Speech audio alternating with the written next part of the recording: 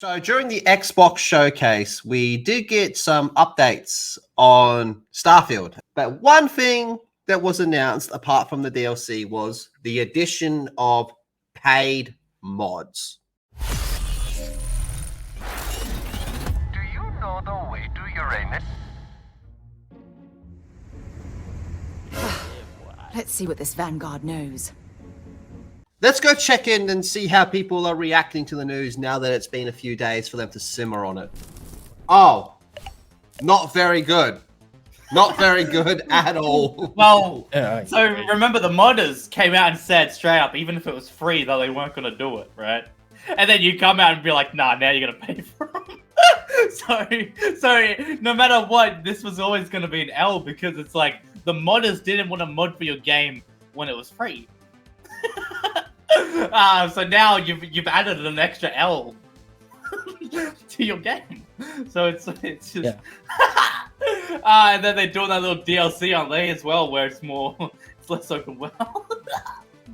Oh, there's more. There's more to this. So this all comes about because apparently the game's being review bombed.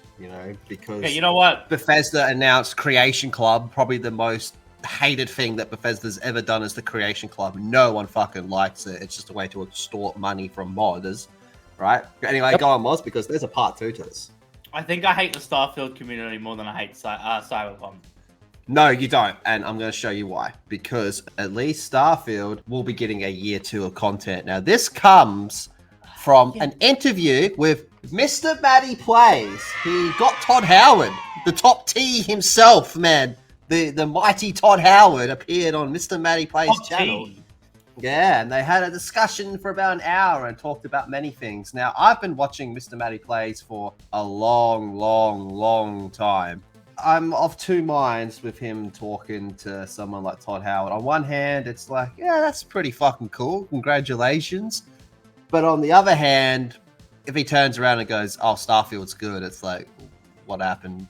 What happened there, buddy? Yeah. But one of the things they talked about was year 2 for Starfield, which includes another big expansion that's coming. So not only are you getting this one expansion, Moz, and the Creation Club, you're getting a second expansion next year. So Mr. Matty Plays, he had the big T himself over on the channel, Big Todd Howard, all right? And they talked about the future of Fallout, Starfield Year 2, Elder Scrolls, and more, okay? I do plan on watching this because I bet it's entertaining at the bare minimum. And I don't think people realize is that Shattered Space, the bulk of that expansion pack, pretty much, once you get to the city and the planet, it takes place there. That's going to be one of my questions. It allows us to build a landscape like we would traditionally do and have the city and the quest. And so that story takes place there, and the landscape's kind of, content-wise, we're looking at kind of like what we do with Far Harbor on Fallout 4. We're like, okay, this is a scope that works for, our development in doing this kind of annual story expansion type of thing. So really excited about that, and it lets us... Annual story expansion. So it sounds to me they're going to keep on it. Kind of do some things the way we would in previous games and give people not completely that experience because it's still Starfield. Sure. But, this new kind of alien world that you're able to explore, and it takes... Yeah, so there you go. Todd Howard confirms that the area of Starfield's Shattered Space expansion content will be entirely handcrafted regions similar to Fallout 4's Far Harbor DLC, rather than relying on procedurally generated landscapes similar to the other planets. So they didn't actually make anything for the base game of Starfield. It's all just randomly generated. Now, that's not new information, but when you see these two comments next to each other, it really does highlight this game's fucking empty. Yeah. Which was the big problem going into this. When Todd Howard did that interview saying there's fucking 1,000 planets and 900 of them are empty or some shit, man. And you had all the people trying to defend it, saying it's like finding a gem. No, it's not. It's empty. It's simply empty. Well, that's the point I want to get with this. Is Todd Howard is sitting there saying, we built this planet for the DLC. We built this area for the DLC. We, as opposed to the base game where we didn't do shit. We just hit generate button and it fucking does it itself. This one we actually built.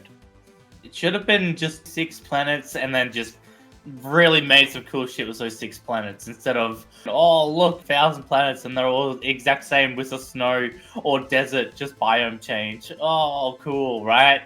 And that shit bores the fuck out of me. What I've seen is sometimes you'll straight up go to a planet that is actually just the same as the last one that you went to, but it does just have, oh, and now it's a snow effect, or it's like a desert planet, lava planet now. You know what I mean? That's how it is. That's not cool. I would rather have 6 to 3 just really big planets and cool, was filled with shit, planets and whatever. Maybe one of them's just a mining planet and you get to go exploring and looking around and seeing all the destruction of this, right?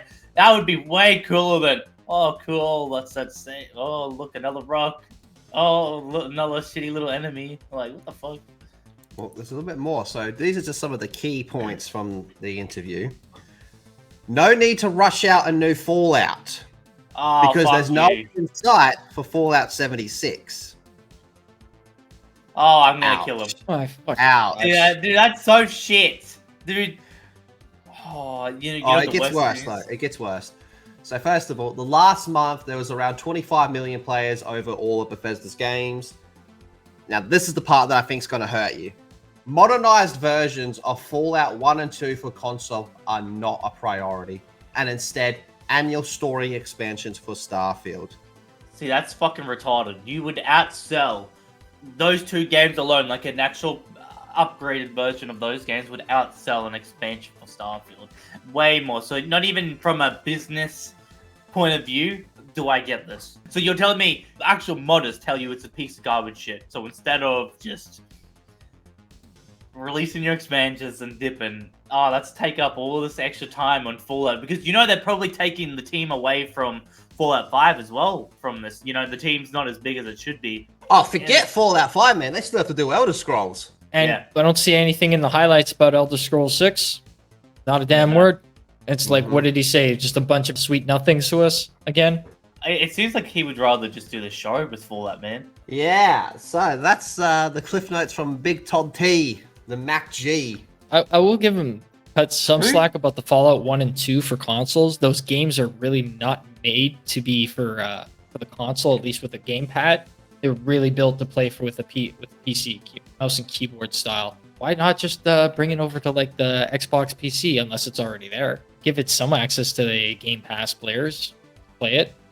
But no, not. Absolutely munted, man. But no end in sight for Fallout 76. That this brings me to a point I've said a few times is I want you to think over the years, all the live service games that have come and gone, and yet Fallout 76 is still there.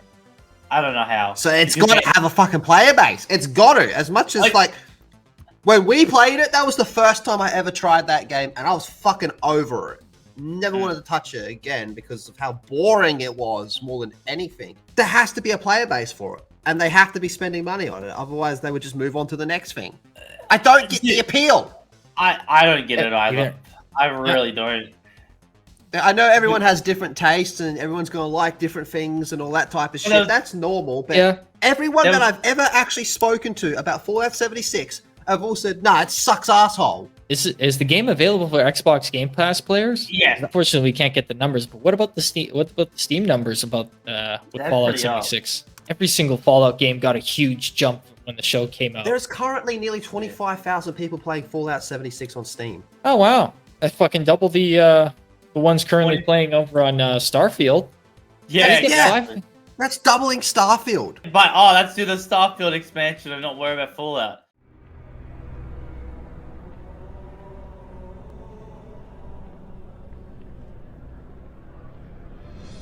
How's business, Simone?